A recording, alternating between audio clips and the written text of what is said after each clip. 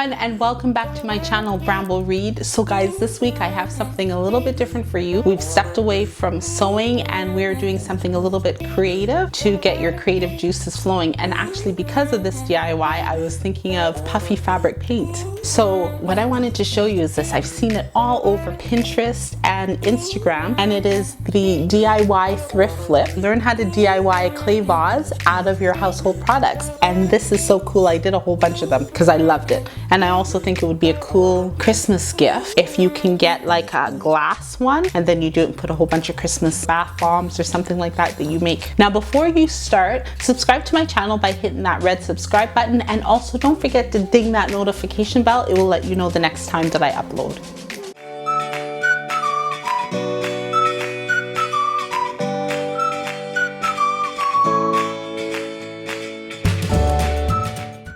Here are the materials that you're going to need. So magic baking powder, and then also paint. Now I would use acrylic paint because acrylic paint is generally water-based, and that's what sucks up the baking powder. And so you can get your paints from the dollar store. This one here is a Martha Stewart brand, but it also has a pearlized in there, and it really looks nice. This is what you get. Now these ones here, this is a candle, and it's actually so hard and sturdy, and I have lit the candle. My daughter and I made the clay and put it on there.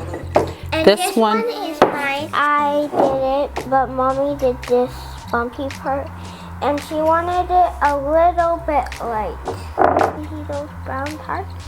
And mine is not a candle. We used drywall compound and we put it on, let it dry, and it's completely dried. We didn't use any glue or anything. We just put it on the glass. And these ones are the textured glass from when I went to the dollar store and some thrifts. Some of them were what I had in my house.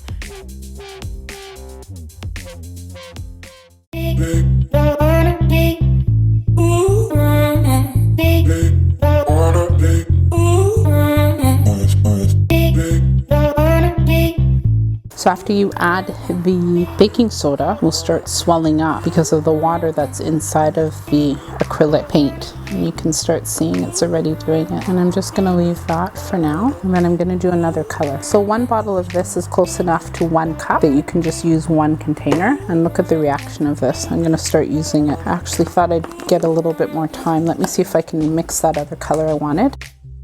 I don't want it to be stark white. I like the bone color better. I'm gonna just put some in here with the color that I want. Yeah, this is a nice color.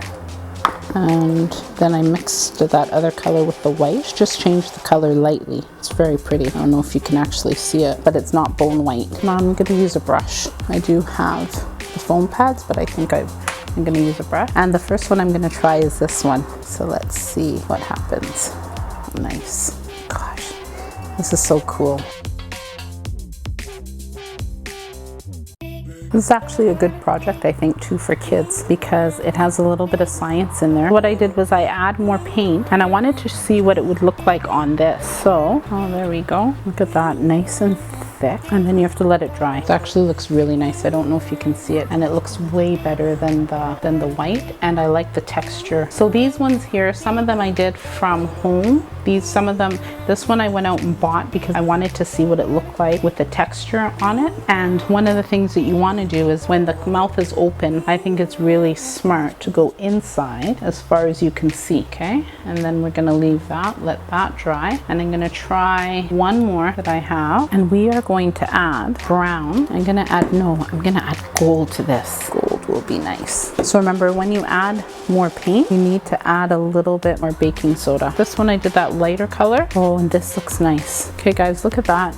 That is gorgeous. So absolutely gorgeous. So I think the more baking soda, you don't have to follow the rule and then pull it down after. That is cool. And this is stuff you have in your house. So what I did was I put it on thick because I want to see what it looks like when it dries. So I went and I bought this big huge one here because it reminds me of a pumpkin. And so I thought it would be cool if I can do, I think I'm going to do the light color and then put some speckle on it.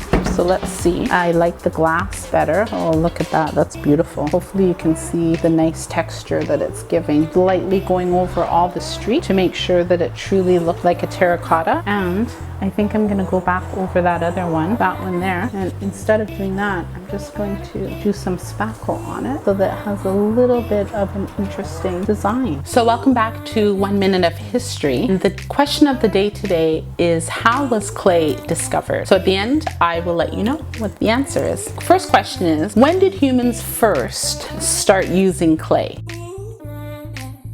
And according to Google, once humans discovered that clay could be found in abundance and formed into objects by first mixing it with water and then firing it, a key industry was born. The oldest known ceramic artifact is dated as early as 28,000 BCE, which is before Common Era, before the Paleolithic period.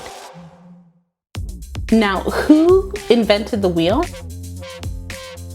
The wheel is widely believed to have been invented by the ancient Mesopotamian people around 4,200 to 4,000 BC. It appears to have been invented independently in China around 2800 BC. So who were the first people to use clay? Sherds have been found in China and Japan from a period between 12,000 and perhaps as long as 18,000 years ago. As of 2012, the earliest pottery found anywhere in the world, dated to 20,000 to 19,000 before the present, was found at 董县人 caves in 洗奖 province of China. I may get someone to double that. How was clay discovered? The question of the day. Stone Age men and women made a discovery and invented pottery. It was noticed that clay left out in the sun dried and became hard, but was brittle and easy to break. When these fires were made on top of a ground which contained the clay, the ground around the fire changed and became hard. Now, does that sound like that would be something that a woman would figure out, not a man? Just saying. That needs to be the question of the day. I'm gonna put the ladies' information in the description box because this is just cool. So when it's partially drying, go back. You want to fix your design. Just look at that. Can you see that? I don't know if you can see any at the end because I can't touch it right now. That is amazing. It's just absolutely cool. And you know, if you had just a plain glass one like this without these bits, I am sure that you could probably make clay, glue it on here, and then do the same effect. So I'm gonna try and do one. Maybe not this project obviously, but the next one I'm gonna try and. So I just let it dry because outside it's gonna dry faster and I don't want it to have streaks. Because if you're changing colors, make sure you have one that is the right color. As you add, keep one that has the colors on there. And I'm just doing a second coat so that you can't see the glass and you cannot see streaks. And when you have spots like this where it's not covered, dab it. It will go in, and then I'm gonna leave it. And this one here, I went and I did a dab, but I see that it's cracking, so I'm just gonna go back over it. Not the color, oh yeah, there we go.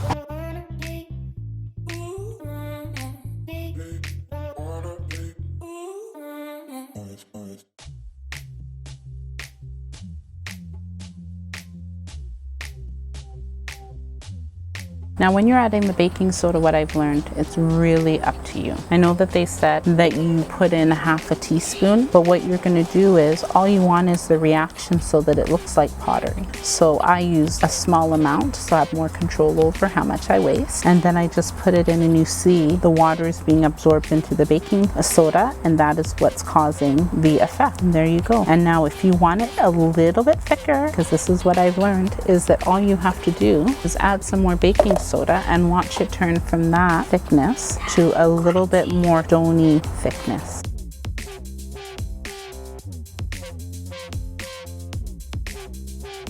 So what we did was we tried two things to make this different. We went and made DIY clay and I put it over a candle because I thought it would be cool to see what would happen. And then the other thing that we did was we went and we used drywall compound in a regular glass, but I wanted to see what would happen, and it was actually staying on the glass. I didn't sand it or anything. And then I made these gouges so that it has just a little bit of a uniqueness.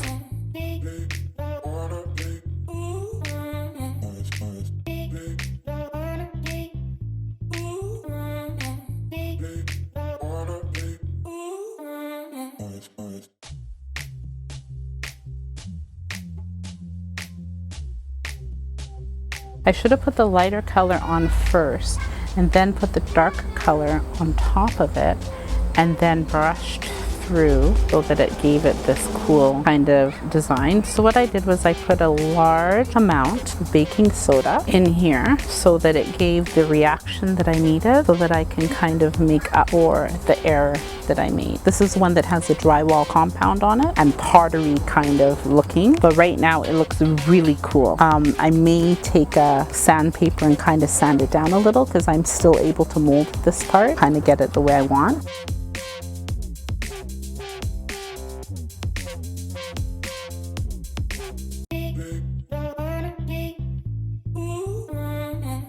So guys, these are absolutely gorgeous. If you're doing them where people are going to be able to look inside, make sure you paint the inside, if not around the rim. And I did a little kind of thing to make it look more rustic. I tried my hand at putting some texture on it, a little bit of color. Very beautiful.